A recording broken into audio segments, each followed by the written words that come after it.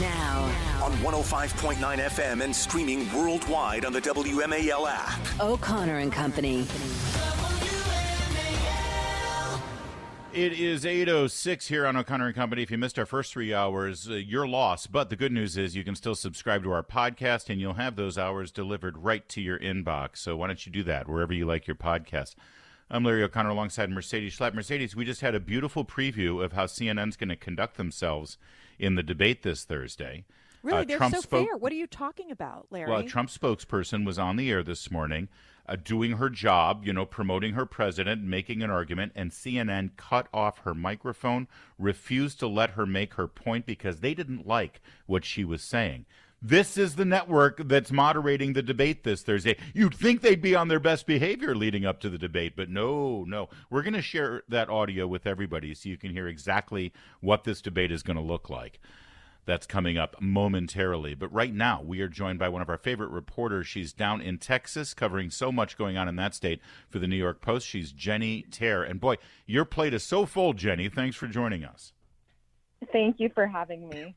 Well, not only do you do great coverage of the border and what's going on there and the breaches of the border and people charging across and breaking the law, but you also sadly cover the results of that illegal immigration and the criminals who have come here, including the story of 12-year-old Jocelyn Nungare, and I'm sorry if I pronounced her name wrong. Tell me the latest in terms of the two illegal immigrants from Venezuela who were apprehended in her despicable murder. Yes, so two individuals have been charged with capital murder. They're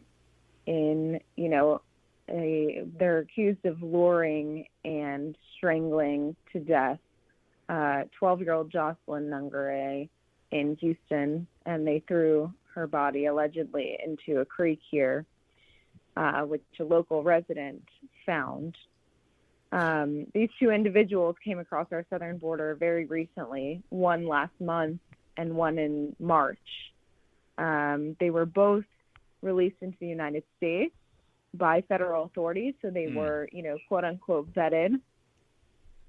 And they were also released with GPS monitoring and found to have no, criminal history when they were released. One of the individuals was actually taken off GPS monitoring after a couple months of being in the United States because they said he complied with check-ins and didn't have any criminal history. And then you had another individual involved in this, the one who came across last month, who cut his ankle monitor just after the killing. Yeah. So there's every day, it seems that we find another story of an illegal alien killing an innocent child, killing Rachel Maureen, the mother of 5 from Maryland. It is happening constantly. We know the vetting is not working. Is it just a lost cause at this point? Like, is there anything that can be done to stop this endless entry of these illegal criminals coming into the southern border? Right. I think this is something that my sources in Border Patrol, have been saying for years now, is that, we can't really fully vet people. We have limited information and limited time with people. They have to get people in and out of custody within 72 hours, whether that means they're kicking them back to Mexico, they're sending them to ICE for detention, or they're releasing them into the United States. Within that 72 hours, you have to run their names through U.S. databases. So if there's a record that they came across, before, then that's helpful. If they've committed a crime within the U.S., then it's easier to get that information. But let's say they're from Mauritania and they have crimes there, or they have a terrorist past, it's going to be more difficult to get information on. We also, have heard other stories in addition to this one and Rachel Marin and the rape of a 13-year-old girl in New York in a Bronx park. recently. I mean, we also have people like the 8 individuals from Tajikistan who were just nabbed in Philadelphia, New York, and Los Angeles, who, are alleged to be tied to ISIS. That was an ICE operation on behalf of the FBI. Those individuals came across the southern border. And, ICE sources that I talked to are saying that they're being told that they're going to have more such arrests to be made. Unbelievable. And yeah, the only way to stop this is to literally just shut it down, completely shut down that border and end these reckless policies of catch and release and so-called vetting, which isn't really vetting. And Jennie, while I've got you, you've got, like I said, your plate full in Texas because you're also tracking this story about the Texas Children's Hospital that has been engaged in these gender transition so-called procedures. This has been outlawed by the state of Texas, and yet this whistleblower who actually alerted authorities that this was going on, she's now being harassed and agitated by the FBI. What is this all about? Right, exactly. So, you have a second whistleblower now that's come forward. In this case, it's a nurse, Vanessa Savage. And she and I sat down the other day, and she told me everything that's happened to her, since she's come forward. And what she's alleged here is that Texas children's doctors are finding ways to skirt the Medicaid policies, which Texas, has outlawed, like you said, the coverage using taxpayer funds for, children's cross-sex hormones and for the puberty blockers. But unfortunately, what she says she discovered is that the doctors at Texas Children are allegedly misdiagnosing patients in order to get the coverage. So instead of saying they have gender dysphoria and that's the reason they need such a prescription for hormones, they're saying allegedly that, a child, a healthy boy, is deficient in estrogen, and that a healthy girl is deficient in testosterone in order to get Medicaid coverage. Wow. What ages is this happening when they're saying boy, girl? Is it the 8-year-old, the 9-year-old? What's the age range here? It sounds like it's a big range. And she didn't want to talk about the specific patient. But, this is a clinic in the nation's largest hospital that's treating these children and is allegedly trying to go around the law here to do this. And it sounds to me like she's pointing out that laws are being broken. Why is the FBI investigating her? What are they alleging she did wrong? Right. So it's interesting because about a year ago, she had a visit from the FBI at her door. That was after she came forward anonymously to Chris Rufo. And at the time, there was a whistleblower that came forward, Eitan Haim, who's a doctor at Texas Children's. Yeah. And they said to her allegedly that if you don't comply with helping us track him down, then you're not going to be safe at work. And so they tried to apparently scare her into talking. But from that point on, she said she wouldn't be silent and she wouldn't be scared from speaking out because she finds this to be not only illegal, but she also sees this as an issue that's immoral. Yeah, well, she's right.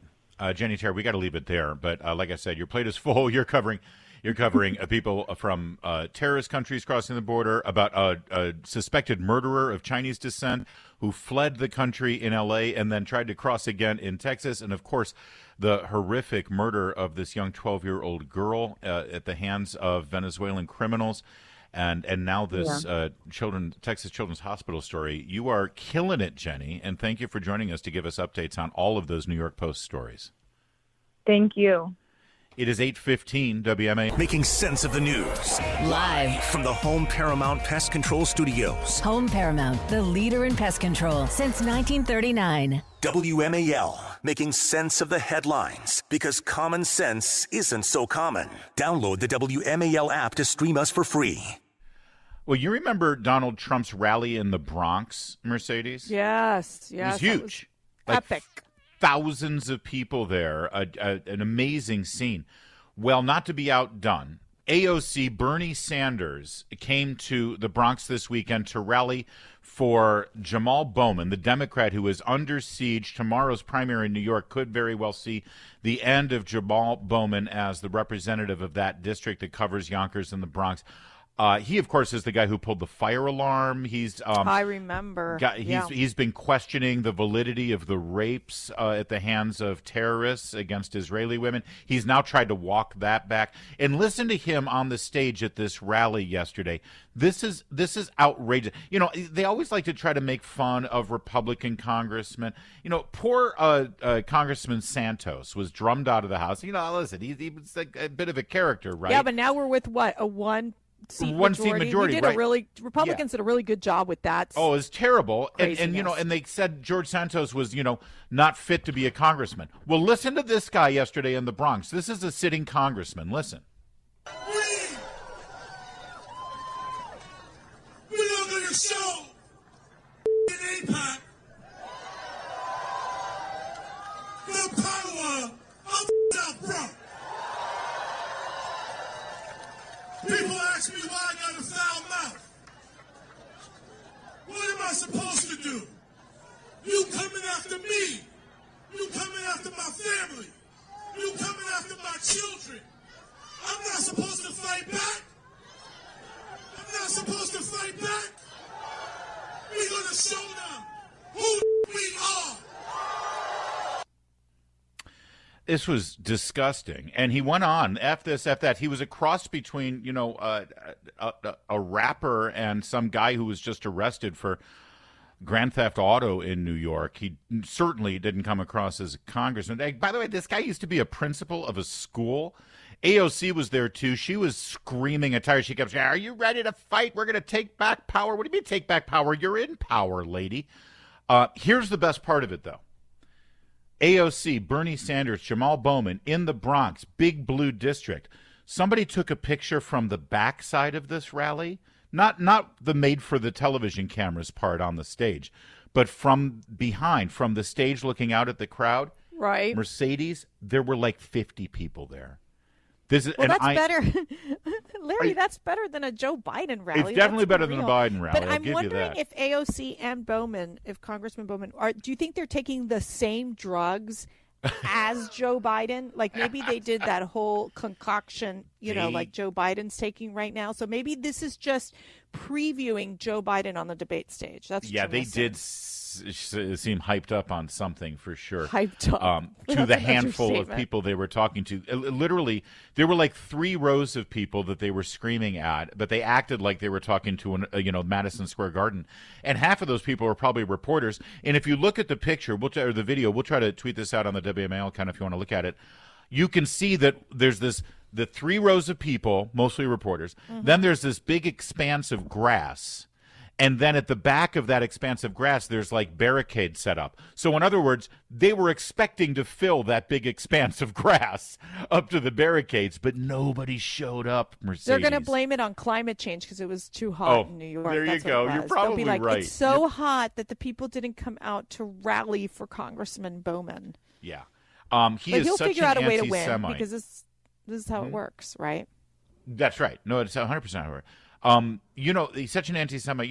They go after AIPAC all the time. AIPAC is the American Israeli Political Action Committee. Yeah. And you remember Ilhan Omar used to refer to them and say, "Oh, well, they've got the Benjamins, right?" She had to apologize for that anti-Semitic remark.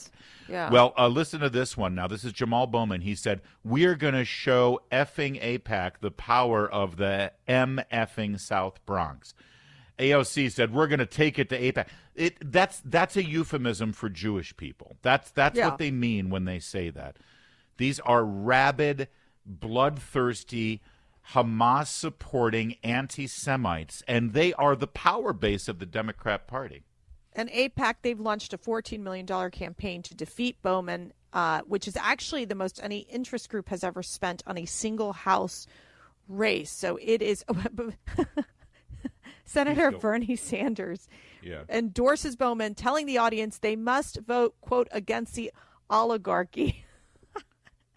Now we have what's going on here? It's the Russian oligarchy. That's pure great. Anti-Semitic Jew hatred. AOC said, let's go. AOC says, let's go. We're going to take on AIPAC and we're going to kick some Wall Street ass. Because, AIPAC, Jews, Wall Street bankers, they control the weather. This is who they are. Listen to them when they tell you who they are. It's 8:23. Making sense of your world. I can't believe this. News Talk 105.9 WMAL. And I am so with you. Making sense of the news. Now. On 105.9 FM and streaming worldwide on the WMAL app. O'Connor and Company.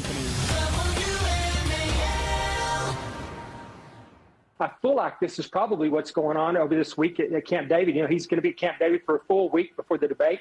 Part of that is probably experimenting with, just getting the doses just right because, they have to treat his cognition. They have to give him something to help him think straighter. They have to give him something to wake him up, for his alertness. And then, he's been agitated. We see that all the time, and that's a common symptom or sign of this cognitive disorder that he seems to be suffering from. And so they're probably going to give him something to take the edge off that as well. They didn't get it right just last time at the State of the Union. He came out, he was obviously much more alert, but he was a yelling, angry old man, and he still didn't make a lot of sense. So I think they've got an uphill battle here, but I think that they're going to have to do something to try to wake him up and make him perform a little better during the debate. And I don't think that that's what the American people want out of their president. I think they want somebody that can do this on their own. They have to make incredible decisions. They have to multitask every day. We don't want somebody who has to be medicated to perform and potentially get the job done. That's Representative Ronnie Jackson, former physician to Donald Trump and President Obama. Before him, Admiral retired, now a congressman, saying that Joe Biden obviously is getting shot up with many injections, not just for his face to give him a plumpy appearance on screen this Thursday, but also some performance-enhancing drugs. And it's hard to deny that. There's no other explanation for why you see the doddering old drooling fool one day and then someone who looks like he's been shot up in caffeine the next day. And you're talking about almost a 7-day resting period. Right. For restoration. You barely see him out. He doesn't give a press conference. There's no conversation with the reporters. And the White House press corps, they just kind of just sit there and think it's all, they just support it. It's okay. It's he's got a week off fine. for debate prep. That's fine. Yeah, we won't see him. We won't hear from him. We've got pogroms happening on the streets of Los Angeles where a Jewish woman is beaten on her way to synagogue. We've got an absolute mayhem in the streets of New York on a daily basis, and crime happening everywhere. And potential escalation from Russia after certain attacks that they believe there was U.S. missiles that were used. It would be nice to have the president speak about that. Yeah. Yeah. So here's the deal. The difference with the State of the Union and this debate, Larry, is that the State of the Union, he had the teleprompter. He got to practice with the teleprompter. Here, there is no teleprompter. We know that whenever he goes off script, it is problematic for Joe Biden. Now, with that being said, I do agree with Ronnie Jackson.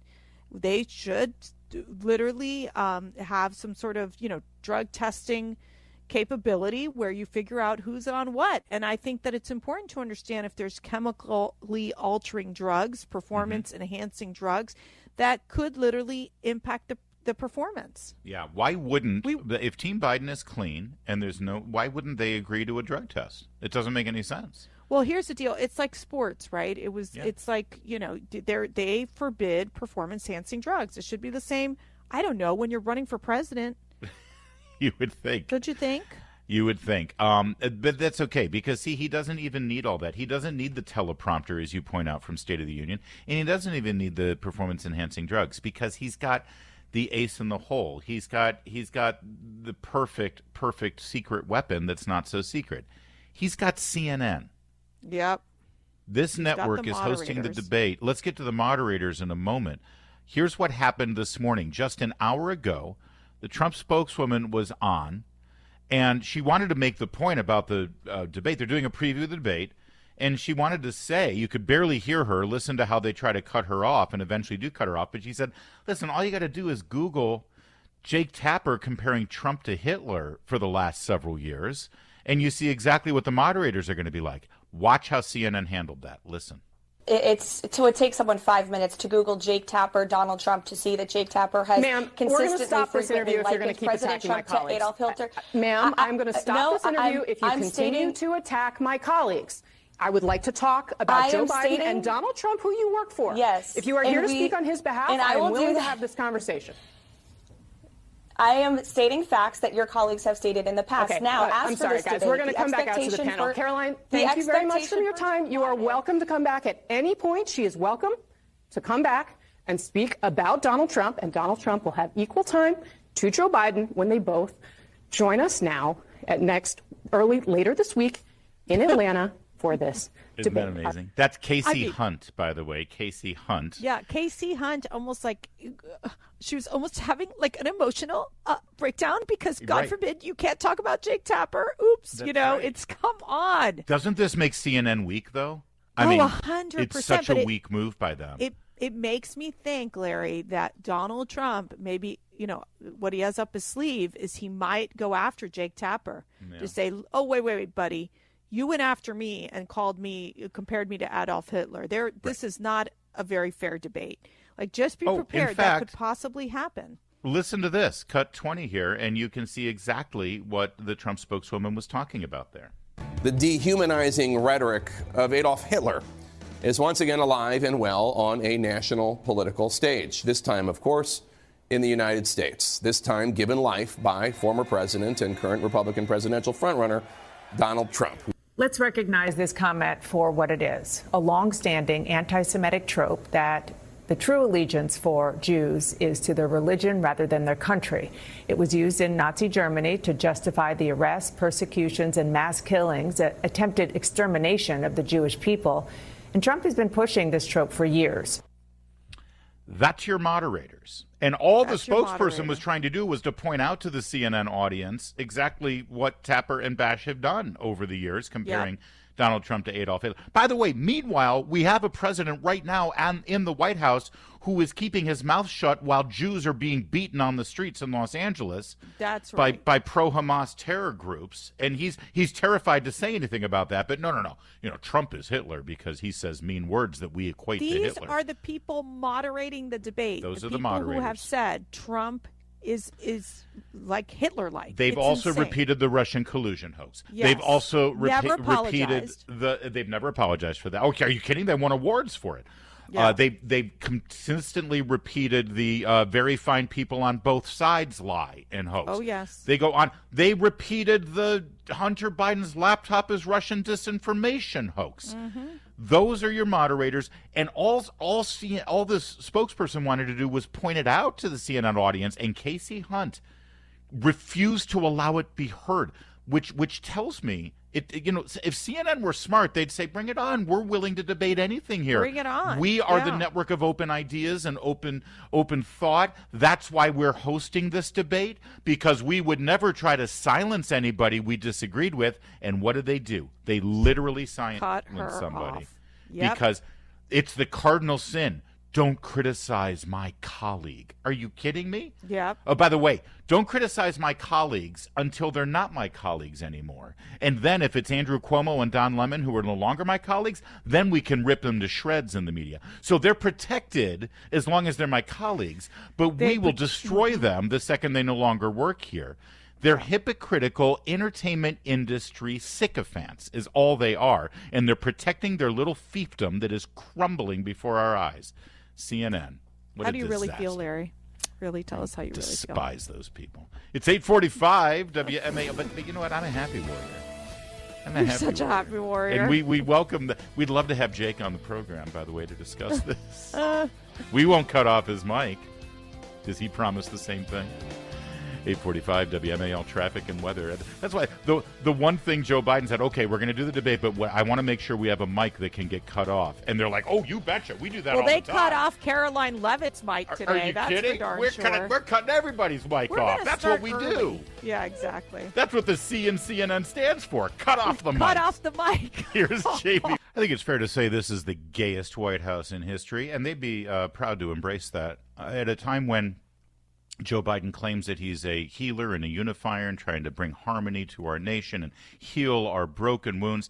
He has just hired for his communications department a new deputy communications director, associate communications director named Tyler Cherry. Tyler Cherry has spent the last several years on social media comparing police officers to lynch mobs, calling for the abolition of ICE, decrying white people in this country. Oh gosh, what else? I mean, it's just the tip of the iceberg. Very anti-Semitic, posting support for Palestine. Oh, that's right. Very anti-Semitic, anti-Jewish. Oh, and he wears a dress. Forgot that part. Multiple dresses. Oh, yeah, not just one dress. No, he's got a whole closet full of dresses. I'm assuming they're his own dresses, but who knows? With this White House's track record, he could have stolen these dresses from somebody's luggage and then appropriates them and wears them himself. That's all. Look, it's the Biden White House. It's the Biden White House. My favorite is at Thanksgiving dinner. It's the why is my family a racist family?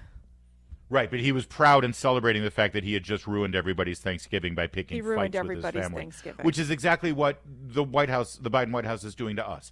We're his family, and he's ruining our holiday on a daily basis. 8:53. All right, Mercedes, thanks. We'll see you tomorrow. All right, thank you. Here comes your favorite, Chris Plant. Here comes Mr. Bill's dog. I love your 1978 references, Chris. I think my favorite story of yours today is they're shutting down the Chesapeake Bay Bridge because the Dolly